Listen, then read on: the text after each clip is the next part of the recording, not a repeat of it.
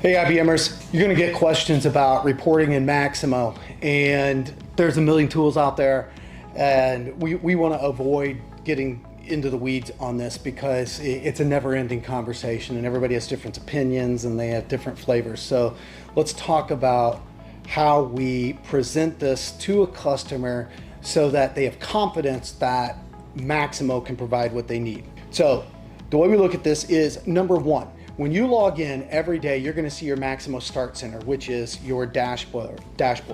And on that are KPIs. Those can be lists of information like work orders, and I can click on one.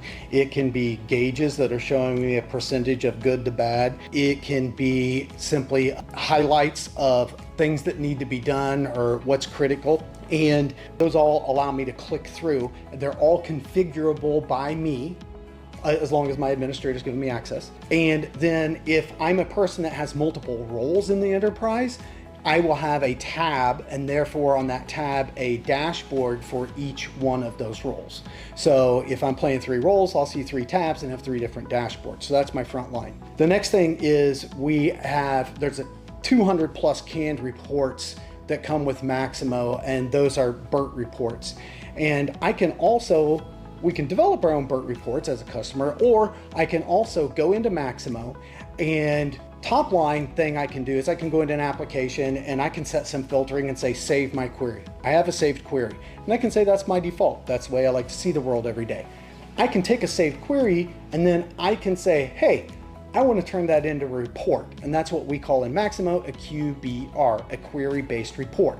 So it takes that saved query and now it gives me a visual framework to drag those fields onto the screen, onto a piece of paper, if you will, and then save that. And I now have a QBR, or what we would in the industry typically call an ad hoc report. So I've now created an ad hoc report, which is called a QBR in Maximo.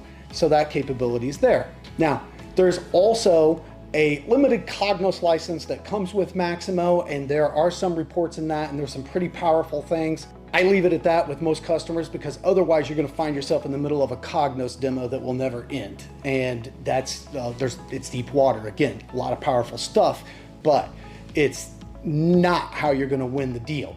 You're going to win the deal because you've given them dashboards, you've given them saved queries, you've given them QBRs, and you have 200 plus out-of-box reports, and then plug in whatever you want. We have customers who do all of their reporting out of Microsoft's Power BI. It interfaces flawlessly, no problem.